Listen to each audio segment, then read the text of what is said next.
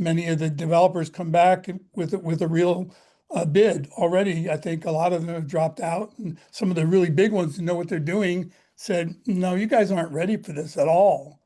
And then there's Sabins Pasture. I see that Alan Goldman is actually at this meeting.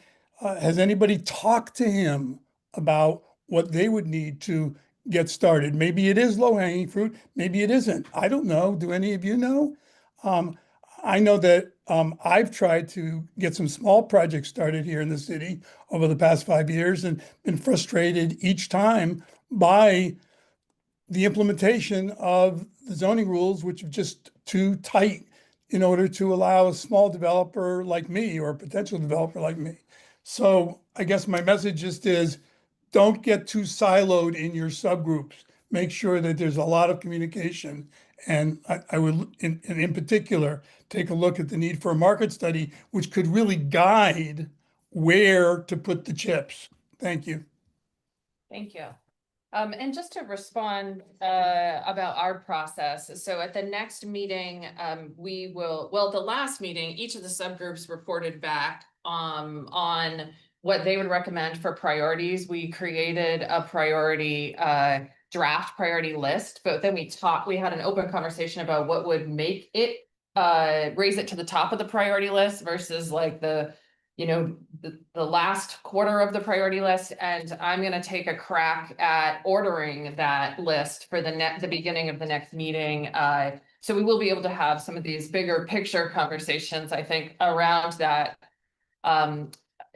This tonight, as I was saying, will just be focused on the development regulations. I would like to hand it over to Tim at this point to talk a little bit more about the work that him and Sandy did. I see Sandy's on Zoom, and then we can think through, I should just like set expectations that we are not going to go through the development regs tonight. What we are going to do is talk about at the highest level, like what we hope for them to achieve. And we're going to go macro and decide how micro we want to get in this conversation, but it's going to be a very big picture conversation, probably the start of a conversation. So why don't I hand it over to you, Tim, and you can talk about what you all have done. Yeah, thanks, Alyssa. I think that's exactly right. And Sandy chime in. I think you've all seen the piece that Sandy wrote after we had a conversation as a committee.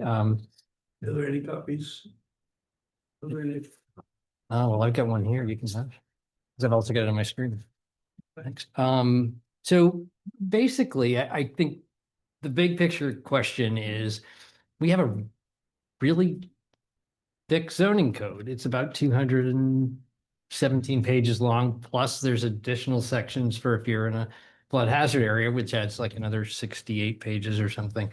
It's a lot of regulation, and it's kind of been built over time. So it's layered. I think the more I look at it and try to navigate it sometimes, the question really becomes, wouldn't we be better just to start over and get a nice, fresh, contemporary piece that could be more understandable for citizens, and that I think would function better? But I think the real question here for tonight is just getting your thoughts on, I guess, two questions I've got for all of you is, how many people in this process tonight have read the entire unified zoning regs?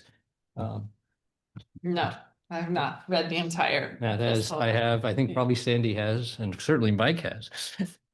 Dan has. That gives you a good sense. Anyone on the?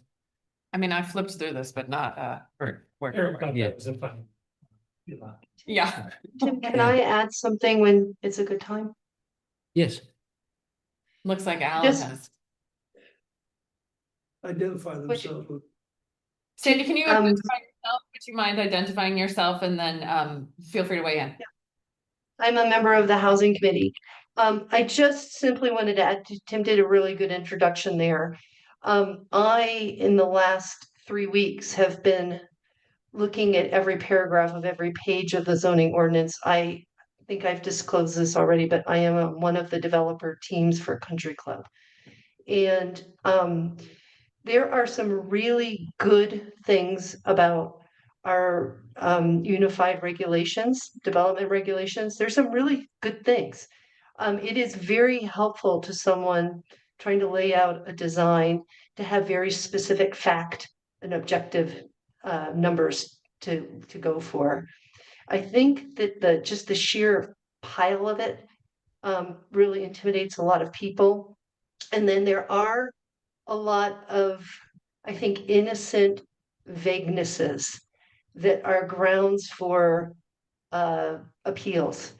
And a bunch of other architects and builders are looking at this exact issue right now. It's in the State House, but trying to think about how to minimize hearings and minimize appeals is an important way forward for all of Vermont. And I think the question that Tim is posing is, does Montpelier want to be on the forefront of that? I'm just give one super quick example. I was looking yesterday at farm stands. And in general, everyone loves farm stands. They encourage local commerce. They're kind of innocuous. And so we have very subjective, vague guidelines for what a farm stand could be. It opens up any project to an appeal. So developers tend to stay away from things that are going to expose them to appeal. And the hearing process is unnecessarily long in Vermont. Thank you. Thank you, Sandy. So I used to be a regulator. And I understand the concept of like, you have a law and then you have regs and then you add a layer and you add a layer and you add a layer. And it is tough to, it does become burdensome over time. Some agencies will take a process of continuous improvement where they might bring stakeholders in and they might redo pieces of it. And there are times where it warrants starting fresh. I think it would be good to hear from the city, their process for updating the regs, just so that can inform the conversation that we're happening today. Mike or Matt, would you be willing to just talk through how you periodically update, like your thinking around the updates to the regs? Yeah, so Mike Miller, Planning Director. So we went through a comprehensive zoning rewrite. So I was hired in 2014. And we already had the comprehensive rewrite going. We'd already hired a consultant from outside to work on it. And so the document we have today, which was adopted in January of 2018, was part of one of those comprehensive rewrites. And it was framed by our consultant, and we worked through a lot of the pieces. And we've made a number of amendments since 2018, usually about one a year to go through, because it takes a long time to go through the adoption process. But it's important we go through, we use the document. It lets us flag the items that are issues. If there is vagueness, we note those and we bring them back. We talk about them with the Planning Commission of what was the policy that we wanted to implement. And we clean these up. And over the years, we've done a lot to clean up the site plan regulations, the design review regulations. But still, even in 2018, when these were adopted, we recognized there were a couple of places, subdivision regulations being one of them, that needed a lot of work. But we weren't getting a lot of subdivisions. So we were prioritizing those items that were important and that we were seeing a lot of: the design review, the sign regulations. These are applications we get a lot of, and we wanted to make those more efficient and clean those up. So we recognize the Planning Commission and planning staff. We've recognized there are areas in here that are stronger and areas in here that are weaker. But the process is that these go through the Planning Commission, in a normal sense. There is an outside avenue to end run the Planning Commission with a petition to go directly to City Council. But 99% of the time, these are handled through the Planning Commission, who will take a number of recommendations. They'll review them for the policy changes. We make the policy changes. Those then get forwarded to City Council. they will have some public hearings and then adopt those changes. So that's in a nutshell, the process. But the adoption process from when the planning commission says, okay, we have a red line version to when it gets adopted could be 3 to 5 months because of the public hearings and because of the input. It can take a little bit of time. So we don't have the opportunity to kind of do these really quickly. So we look at this about once a year. We try to get a good chunk of them, make a number of improvements, and then go through. I'll just comment on the one of the idea of starting over as a professional planner. I've written more than 30 zoning regulations. I've done this a lot. That would not be a path I would recommend taking. I would definitely go on the let's take what we have and work on it. I would not have, when I was hired, gone on the path of rewriting the zoning. I would have taken the old zoning that we had and worked on cleaning it up in an iterative fashion, because we have gone through and done these little changes where we look for the vagueness and we look for the inconsistencies, and we've already kind of found all those. Now we can find some more and keep fixing it. When you start over, what you're going to end up with is a whole bunch of unintended consequences, because the new structure will be different. It'll have these inconsistencies that you have to kind of start over with. We certainly can. It's a policy decision. Staff will do whatever council directs us to do. But from a staff recommendation, I think you would be more quickly getting to the goals you want by taking the document you have and going through and saying, okay, these are the big changes that we need to do. Because by and large, there's a lot of changes there. And as was pointed out, the Planning Commission currently right now is going through a rewrite process. We have a new Planning Commission. So what we've been doing over the past 3 or 4 months is going through chapter by chapter.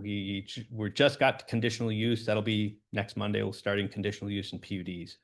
And so we've gotten our way past halfway, and that'll give us, we wanted to educate everybody, because you can talk about a piece, but a lot of times, well, if we change this piece, it's going to change this piece. So we really need to teach you the whole zoning.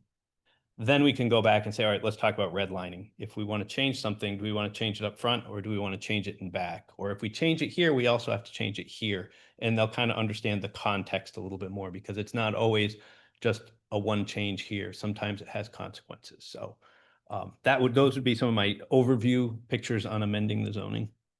Thank you, Tim. Yeah, and kind of to follow through my thoughts is, having lived through zoning for a long time here too, including before you were here, it was, and I look at, like, we want more housing in our community. We're trying to open the doors and create more housing and welcome more people into town. And I really do believe, from my experience working under different zoning codes at different times, that the growth of this code, and it's become such a difficult thing to navigate.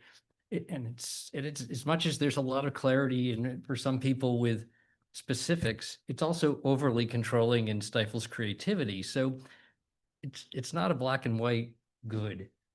So I think of the last time real housing was created here was in the 1980s. And if we went back and kind of looked at what the zoning code looked like at that time, when people were actually able to take the risk and invest and create housing, it was a fraction of this.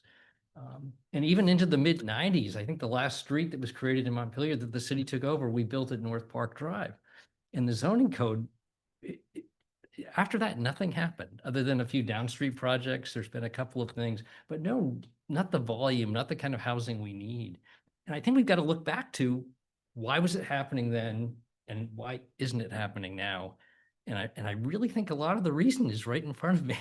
And not to say the zoning code's bad. I think academically, it's probably a really good piece. I think you do good work, and I'm not criticizing that. But the question is it a workable piece that we as a community can work with, that's going to get us where we want to go? And that's where I think the weakness is. So the question for this group, and luckily there's a number of you that have read the code, so you have a sense of it, is how do we fit into the whole picture? And if we do, in terms of planning commission discussing it and the rest of the process, how do we see it going? How do you all feel about it? Is it Mike's approach of just keep working on this current code and making modifications? Or is it like someone like me who's worked through it, and it's there's so many layers to it. I just don't want to bore you with crazy details, but it's and it's everything. Like you said, from people trying to get a sign on a new business in town, if you're in a historic district or design control district, you want to change a window or do something little. If we walked you through the steps of that process and you had a full understanding of what people in our community are going through to do anything, I think you might feel differently about this. For all the times I've gone through it, nobody's ever said, hey, how'd you feel that process went? Was this step productive? Was that step productive? I feel like I spend a lot of money on engineers and professionals. It doesn't contribute to a better product when I'm done. And I think that's built into this and built into the way we enforce the code. So that's kind of my question for you is if we come to the table is, if any of you have had experience with it, how's it felt to you? Yeah, Dan. As somebody who read the code in the leading up to this meeting, it took about 2 days. I don't think I was bored during it. It seemed reasonably well laid out. I guess I have 2 questions, one for Mike and one for you, Tim. For Mike, you mentioned unintended consequences. My understanding, and I think this is a point you brought up at a previous housing committee meeting, is that having the code is prerequisite to a lot of Act 250 stuff. So in terms of like bare minimum, what's required, I'm curious what your thoughts are on what the what rewriting the code, what the bare pieces would need to be in order to meet some of these state required review criteria. And then to Tim, the pieces of the unified regulations that stuck out was the 20 pages related to signs, or I think maybe 7 pages related to signs, 20 for PUDs, many for the central historic district, where things did seem more onerous in an aesthetic way, but maybe not in a not in a land use sort of way, that like the setbacks and whatnot. So I'm kind of curious, like what your experience is with those pieces, because building in the historic district, yeah, that seems like a really sort of hard piece. But in terms of new developments, new buildings outside of that district, there wasn't a ton that I saw in my reading of the regs, and I'm not an expert, and I also wasn't, I don't have a good read on like the booby traps in it for developing something like Country Club Road or for Safe and Pasture, or whenever those projects come to fruition. Why don't we go to Tim and then Mike, and then I'll go Alex, then Peter. Did anyone over here have hands up? No. Or did you, Lauren? And then Lauren.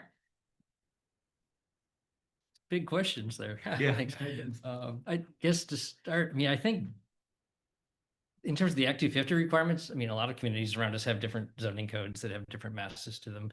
The only other town I've developed in other than Montpelier was Berlin. And it was a dramatically different experience. And it was a project that had been through Act 250 and complied. So you can have a far less comprehensive code than this and qualify for Act 250. And in terms of our own zoning code with like trying to understand how it doesn't maybe work or accommodate, even with the city, with Country Club Road, when the city bought that land, the way it was zoned like a low density residential. Is that right, Mike? So Yes. the project that's being proposed could never happen up there. Right. Under the current, we literally had to change the zoning to be able to develop this property for the city to do it. Well, I guess the question I have is why didn't we change the zoning to allow anyone to do that? And also, why did we just change it for this one piece of property and not, if this is really our goal and this is what we want to do, why didn't we also change it for the Sorcy Goldman property and some other abutting properties that are of similar characteristics? So I think within this, what I find is, people get into it and they literally have to make changes to the code to accommodate a project that we want to do. And that doesn't seem like very good unified zoning regs to guide us if we're having to change them. It really just uses a blockade to stop anything you want to stop. But if you want to create anything, you've got to get a special permission. Gotcha. So I can answer those in somewhat a little bit backwards fashion, because I'll start with Tim's comment. So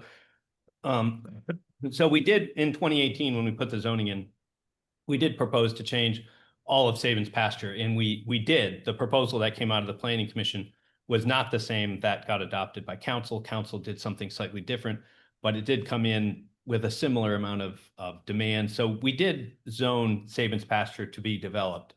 And it comes down to its ability, and this goes for the Crestview and some other properties. They have access to sewer and water.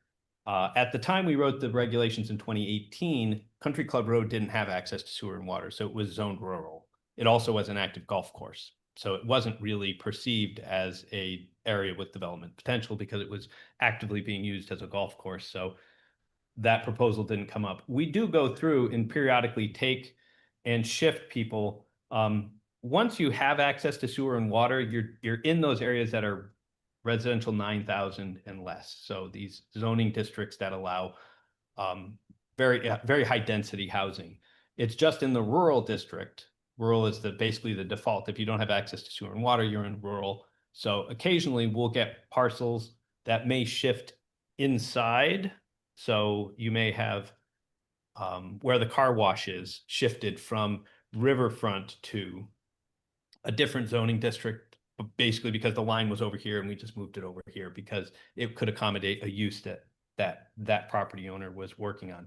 So we can do those changes. That same discussion would come up with any new zoning rewrite. If you rewrote the zoning and wanted to remap the city, we'd be going through and probably finding areas where we don't hit something exactly what we want in the future. So these things will happen, these smaller changes, but big picture, that's why they are. Some of the points on some of the consequences of the smaller regulations that were asked about. Yes, so there are requirements. If we were to not have subdivision regulations, then we would go from a 10-acre town for Act 250. So commercial properties need to be on a 10-acre parcel. It would become a 2-acre, well, it would become a 1-acre parcel. So that goes down. We would also lose our designated downtown. That's also needs design review. So there's certain requirements. We have to meet certain requirements in order to be eligible for certain programs. And we're talking about trying to get in to be a tier 1A. That will completely exempt a large portion of our developable area in the downtown from Act 250. That will make housing development much easier, especially for our smaller developers. And I think this has been pointed out, but in case somebody wasn't here when it was talked about, the bigger issue with the Act 250 is not the individual small projects. Folks will come in and do a 2-plex or a 4-plex or a 6-plex, and you're doing these small projects. Those are all under Act 250, but they're cumulative over 5 years. So as soon as you've got a 4-plex and you do another 4-plex, you're done for the next 5 years. Or that next duplex that you do, that duplex has to go through Act 250. And that's a very long, very expensive process. So getting the tier 1A, while yes, it helps with Country Club Road, it's a much bigger, we're not just doing that for Country Club Road. That's being done because it's going to help development all across the board. But in order to qualify for that, we have to do our part. Part of the argument is we're gonna stop doing Act 250 review on you guys because you do your job so well. And if we go through and cut ourselves back to a point that it's like, hey, we don't want to do it and we don't want you guys to oversee it, that's not going to go. And so that's there is that line there that we have to keep an eye out. And then Line that a little. I just kind of lost you in there. So there's going to be a line. We don't know where it is because there is no tier 1A application yet, but somewhere they're going to go through and they're going to, when we apply for tier 1A, we have to send our zoning regulations and they're going to be reviewed at the state to ensure that we meet a minimum standard, a minimum standard. What that is, we don't know yet, but the expectation is you have to allow certain districts to be over 4 stories high. We do that. We need to have design review. We do that. We need to have, so there's certain check boxes that we need to check off. And we have to have zoning and we have to have subdivision regulations. That's a requirement. So there'll be certain ones we have to go through and check off in order to qualify. The last piece I did want to comment on, a big picture related to these is some of the reason why like the regulations were so small in the 1950s, 60s, and 70s, and why they're so much bigger now. And a lot of that comes down to case law through the environmental court. In particular, decisions like JAM Golf is one of the big ones that really changed how we have to regulate at the local level. Act 250 doesn't have to meet the JAM Golf requirements. If they did, they would have to drastically change Act 250. But they're allowed to get away with very vague rules. Local municipalities are not. So we need to have a lot of specificity in our bylaws to meet those requirements. In the past, our design review regulations used to be 5 sentences. Can't have an impact on historic resources, can't have an impact on scenic resources, can't have an impact on this. It was like 5 sentences. It's like, that is so far from meeting the JM Golf requirements of being able to have a developer should be able to read the rules and have a reasonable understanding of whether or not their proposal would meet or not meet that requirement. That's the threshold. We need to put enough words in here so that way a developer can meet that requirement. That's a burden we have to meet that the state doesn't put on themselves. So that's why a lot of regulations from 1990s on and 2000s mostly, because I think this came out, JM came out in 2006 or something. Things started to get a little bit more chunky because we simply needed to cover our bases because we could get an appeal for some of the vagueness. So we certainly know there's room in here for improvement. Staff is not telling you this is perfect. There's a lot of room for improvement. And I think the Planning Commission has a lot of good ideas. And I think we would appreciate additional insight and additional ideas as to where we can explore. And we'll be diving in on that to start making a red line probably in March. So. Okay, thank you. Alex. Hi, let me really show myself if I can. There we go. First of all, a one-liner. The worst part of the regs is the lighting requirements. There's like 15 pages of lighting requirements that come before the DRB on a regular basis. But what I wanted to say was in relation to the complexity is, and I've been before because I unwittingly bought a house in the historic district. And everything we've done to this house has to go before design review and the DRB.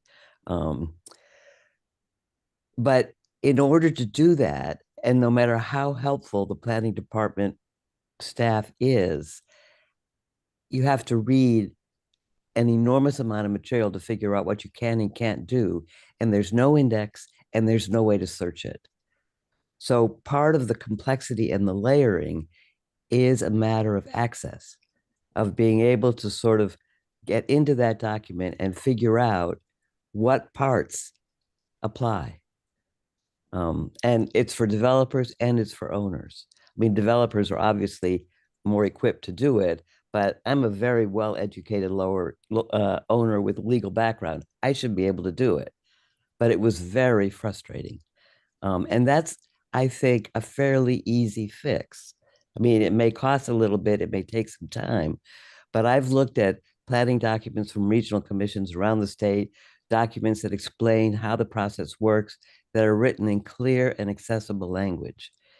And that will go a long way toward reducing frustration, I think. Thank you, Alex. Peter, and then Sandy, then Lauren, then, I'm sorry, Peter, then Lauren, then Sandy, then me. That's the cue.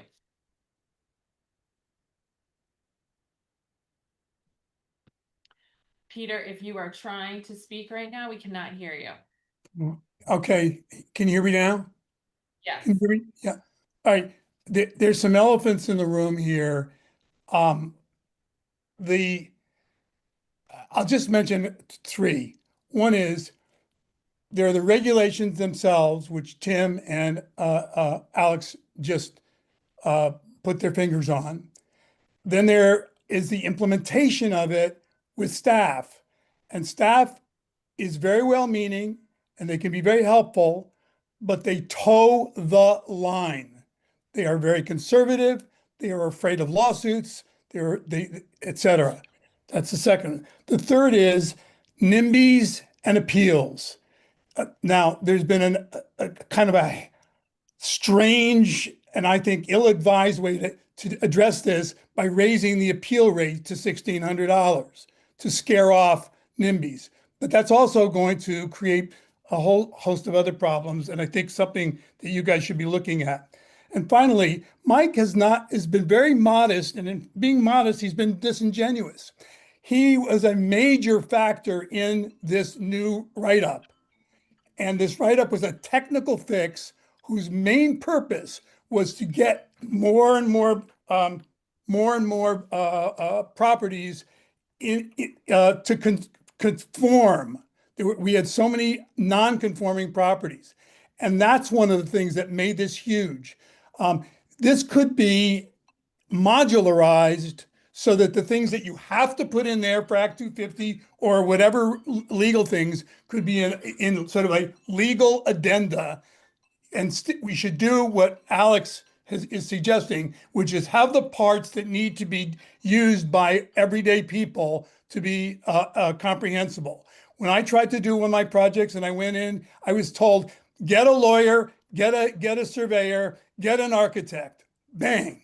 Right there, you're talking about, $100,000 before you even put a spade in the ground. So I think you're on the right track in thinking, Tim, that it needs to be done over. On the other hand, I think when you say it needs to be done over, you're not saying that there isn't a lot of stuff in there that would be in the new one, but it might be as appendices. Create a stream that allows developers and homeowners to do what they want to do. I attended a DRB meeting that was painful to watch. Where Cody Chevrolet wanted to put a new sign to replace a sign that they'd had for years that was destroyed, and they practically had what's his name, Cody, who's been a citizen and of this state of this city for since he was a child. He had to practically get on his knees and beg. It was horrible. All right, thank you. I got someone ringing my doorbell. Sorry. Thank you. Lauren. Thanks. So, yeah, I was just thinking about kind of Tim's broader question about like our feedback on how to approach this, and just listening to the conversation, it seems like, I'm wondering if AI could do this for us. Like, what is the set of things that we legally need to do so that we can maintain our downtown designation, our Act 250 Tier 1 designation, to get the Act 250 exempted? Like, there's a whole set of things that we just have to include because we want the other things that go along with them. And so, like, we can only simplify so much. And so let's not inadvertently shoot ourselves in the foot by making some mistake there. I guess just looking through the regs, my question to Tim and Sandy on the approach is the problem that there are a lot of things that we are requiring that you think we just shouldn't be requiring at all, and we could just delete whole sections? Or is it that it's overcomplicated in how we're wording it, so it's confusing and just difficult? Like, looking through the sections, a lot of it seems like stuff we would want to consider, and so in one way or another. And there might be ways to simplify it, and then just, taking Mike's advice on making sure that we do that in thoughtful ways so we don't create vagueness and ongoing issues. But that's one question I have, is like, is there a bunch of things that from your perspective, like you are saying, I just don't think we should be considering that at all? Or is it more like we could do a lot of this in much simpler ways, or just have fewer requirements around lighting or whatever, but like we should still have some consideration of lighting? So I guess that's one question for how you're thinking about approaching it. Like, yeah, because I think it could look very different depending on like, to me, of where we're heading with this. Because I do think there's a lot of issues that are flagged in there that are worth considering somehow, especially as we move away from, like, there's not going to be Act 250 oversight of anymore. So it's gonna be on the city to consider some things that might have captured for at least bigger projects. That's Um, gonna be tough. That's not a sure thing. And then just one other thought, like the appeals is obviously a big conversation, and you know, our committee might want to talk about that soon, as there's like the state level conversation, as Sandy or Alex or someone had mentioned. It seems like us spending a lot of time thinking about changing our appeals process as that state conversation is going on might be kind of wasted time, because if they change it, then but we might want to weigh in and share some like ideas and examples with this at the State House. So if we wanted to kind of have a small group thinking about that, and like the experience that people are having here and examples and potential solutions, that could be useful. But that seems like another important one. But yeah, I guess it's just a big picture question of like, are you two proposing that there's a whole lot that we look at that we should just delete altogether? Or is it that we really need to simplify, but probably it's a lot of the same things? Tim, Sandy, or Sandy, do you want to answer those Yeah, questions? I do. Yeah, so I in my brain have a couple of other points I wanted to circle back on. I would like to make a suggestion to the committee that we reach out to people who have started the application process in the last 5 years, whether or not they actually got to a review or an approval, and invite them to send an email, or maybe even somehow, you know, give a boiled down speech. I don't know, but it would be helpful to hear from people. Um, the next thing is, I think, well, Mike outlined about the city and other municipalities taking over increasing responsibility for review as Act 250 is yielded to local decision makers, particularly for priority housing. Um, there are criteria. I was the consultant for Plainfield last year as they went through the NDA process.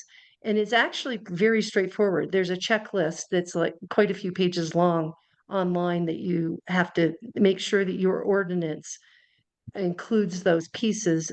Mike has already included most of them, to my knowledge, for instance, complete streets.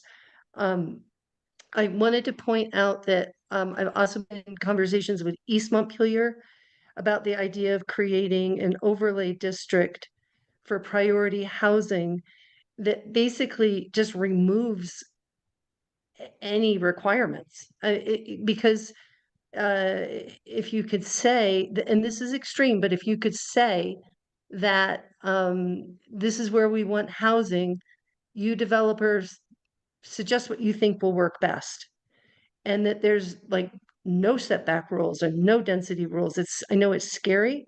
It's mostly scary in where we already have established neighborhoods with infill, but having that kind of gross conversation, the large scale conversation that needs to be nuanced by where it is in Montpelier, is important. I think we also need to separate out development in our conversations. What's needed for housing with this whole Act 250 and priority housing issue versus any other kind of development. I agree, it's not fair to make people go through months of hardship to get, I had a client last year with all he wanted was a staircase and a railing. And actually, I think that the whole planning department was very helpful with that, but it was just a long process, including getting public works approval.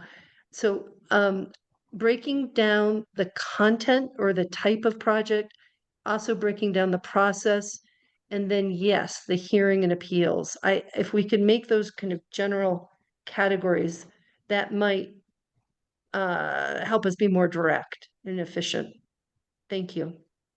Sandy, one question for you, you're on, because in our conversation, you found when you went through the regs, for another project that you were looking at, you found there are 5 different types of planning and developments within our code, which seemed like something that's just kind of layered up over the years. Did you want to mention that?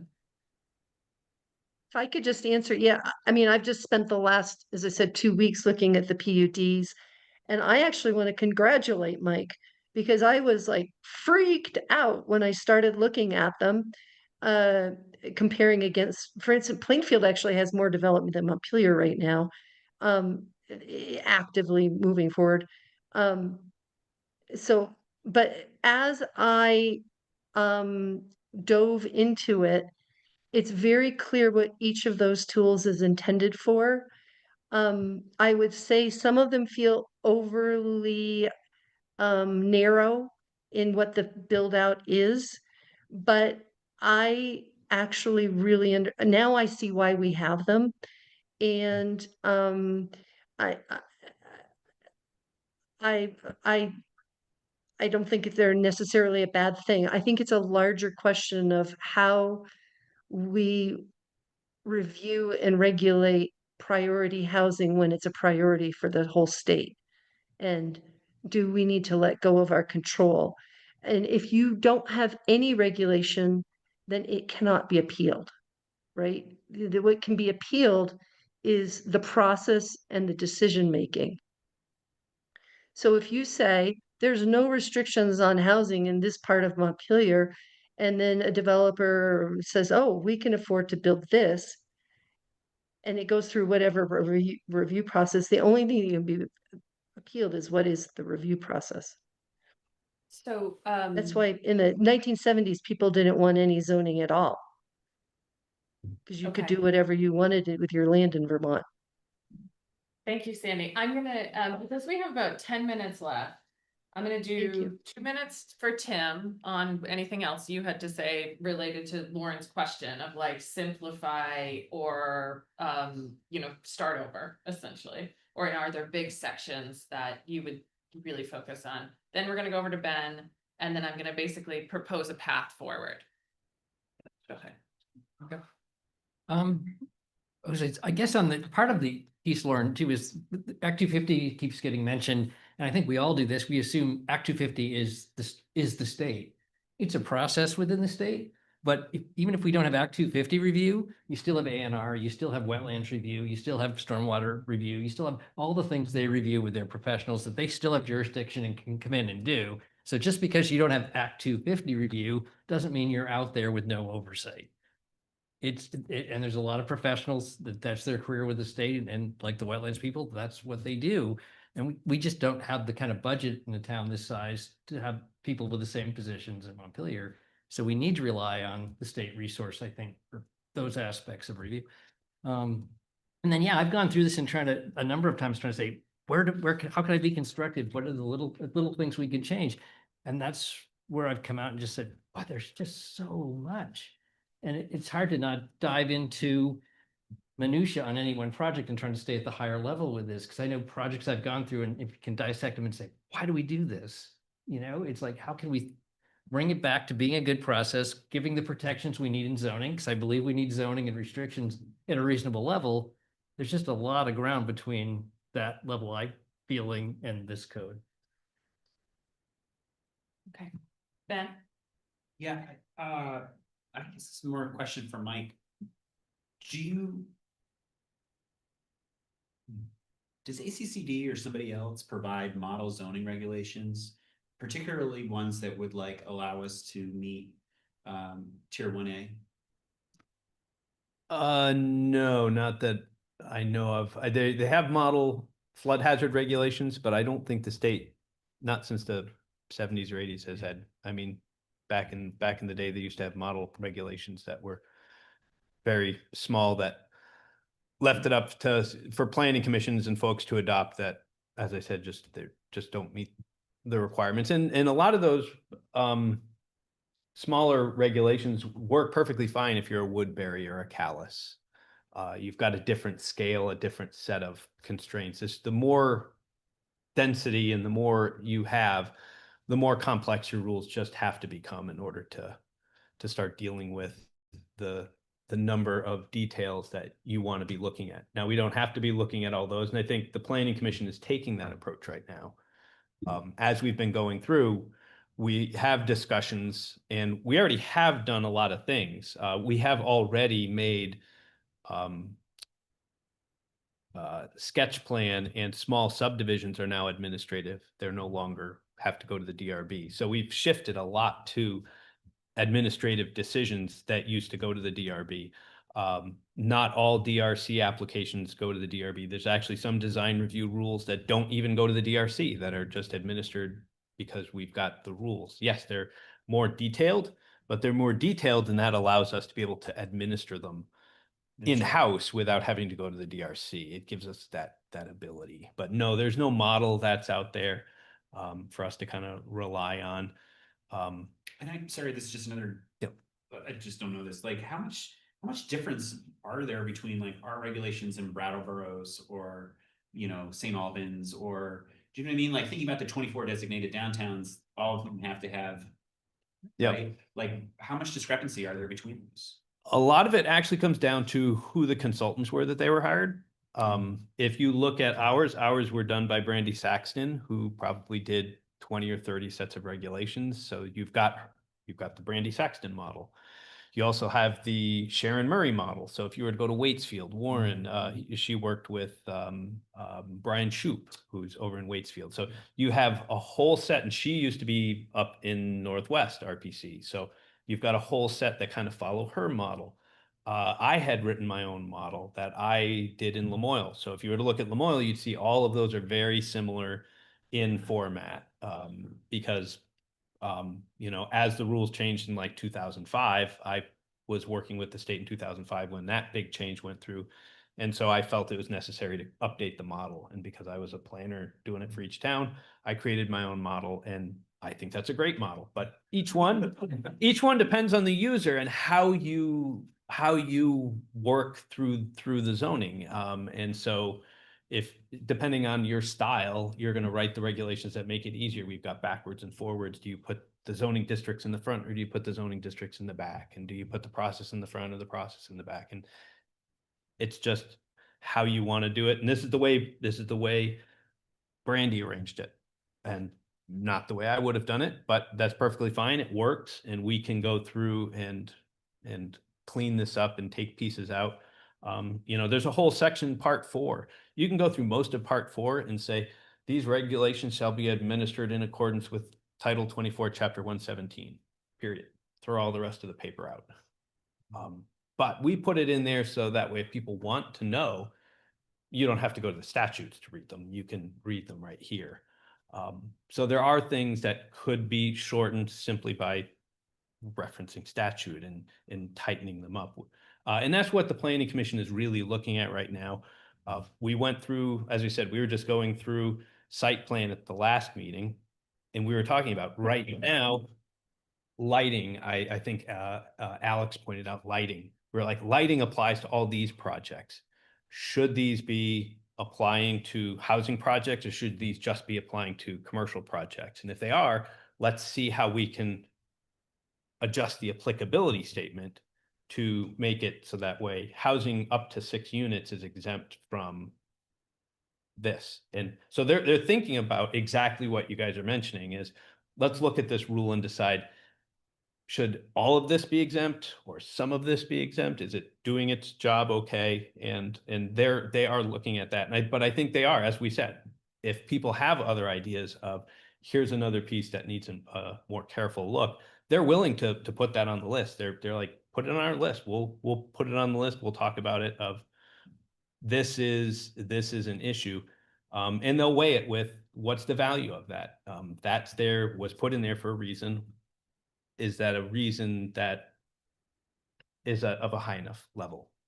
So for us, as we go through this, how do you see the housing committee fitting in? Is there a way we can assist in the process? Go there. Sorry. Wanna let Yeah. Ben I was finish gonna- his. Oh, thought. that's it. That was Okay. the- No, sorry, that's the question. sorry to No, interrupt that was you. the question. So, you know, for input, I mean, for us, if people have gone through these and highlight very specific, I know Alan is online. Alan, as he reads through these for his projects, will go through and note things. Some of them are just typos. He's like, no, this one is misworded and it says, you know, parcels and it should say parcel. You're absolutely right. We'll highlight that. It's on a technical fix. That's a good technical fix. Other times it's, I don't know if my project should be required for this. That's a problem. And then it's a policy discussion. As staff, I have no vote. All I can do is say, these could be the potential consequences, or we agree and say, actually, that's a pretty good idea. That actually we hadn't thought about that, and that would be a barrier. Let's go and put that in front of the planning commission to put it on a list. But I think that the harder one is when we get some of the vaguer things. Just make it smaller. Yeah. That's not something we can just do. It based on the way the things are, we can do some tweaking, but if there's a specific section, we can, as we said, there are certain things we can shorten up, but there are also certain things it used to just say your height is 35 feet. Now we have to go through and say, okay, it's 35 feet. How is that measured? Because if it's uneven ground, is it the average? Does it include the cupola? Does it not include the cupola? And that's just height. And then you've got setbacks. Okay, are we measuring setbacks to the foundation? Do we measure it to the building? Do we measure it to the drip edge? And we've got to be very specific. Where do we measure from? Is it from the center line of the road, or is it from the edge of the right of way? And we have to have all of that detailed out, because there's going to be somebody on the other side who doesn't like this project, who is going to start picking. So we've got to have all these kind of detailed out, so we've got the ability to push back. But we will, as we said, a lot of it when it comes to housing and you guys, that is a priority for the planning commission right now. How do we streamline the process, which is actually quite streamlined right now, to make sure that we're not requiring unnecessary environmental reviews or not necessarily engineering reviews, I should say. We aren't looking at necessarily cutting back on environmental reviews. But is that engineering requirement necessary, or can we get away with something less, because that's costly? So let me move us forward. Okay. Thank you. Recognizing the time. So it sounds like there are challenges for some developers in managing these regs and understanding these regs. And the city staff recognize that this is an imperfect document and are working through the planning commission process to evolve it and adjust it, taking an incremental approach. Tim, you and Sandy have said, maybe we should do something more sweeping. That question we've been discussing to some, degree tonight. I think there are things we could do. One, we could talk some big picture about the principles that would be guiding us in any type of recommendations that we would be put forward. We could take those principles and then we could say, all right, well, let's look at then how to apply them in the development regs. So would we, and there are all these different towns, maybe you grab a few different towns, regs in Vermont that you think are doing this well. And we look at them vis-a-vis those, or if there are other communities, we could outside of the state, we could look at those as well. But it seems like we need to go like macro to micro here, like start with the principles that would guide us, and then look at, okay, well, so what do we want? What issues do we want to even tackle? And perhaps we test like 2 to 3 concepts with the planning commission. Okay, here are a few things we would recommend. What are their reaction to that? And so we start small and see if you can get any traction on that, and then grow bigger. So that's my proposal, which would be to start at the principle level. If folks have energy to have that conversation, what principles would guide us here? And then we could that committee working on this could get a little bit more granular and come back with some suggestions. How does that land with folks here? Lauren? And one thought, and I know one of our team members had mentioned the idea of doing some like maybe informal surveys even. Like, I'm curious, like, what are the pieces of the regs that are causing the biggest challenges for developers, and like focusing our energy on those sections and those items, because we could spend a lot of time on things and everyone's like, it actually was working fine. Like, so I just want to make sure like we're focusing our limited time, and that could go into principles. Like, Yeah, I like that those approach, principles. but I liked the idea, and maybe the planning commission has already done this and there's some document, or you could talk to them and get some feedback, but having this be informed so that we're shaping the principles based on addressing the things that are actually causing problems. Sounds great. Important. Anything else on the approach? I want to recognize we're a couple minutes over, and I'm going to wind us down. So Lauren's saying, yes, let's move forward with this approach, but let's keep it focused on the biggest challenges. Let's not get overbroad here. Anything else? Or can you directional, like your, how excited you are about having that conversation, like thumbs up, thumbs medium, thumbs down? Yeah. Thumbs up. Thumbs up, kind of, yeah, you're like sort of. Sandy, okay, Ben, your thumbs up, Carrie, your thumbs up. Alex is no, Alex, are you into it? Thumbs up, okay, Sandy, are you into it? Yes, okay, great, all right. So I will add that into a future meeting.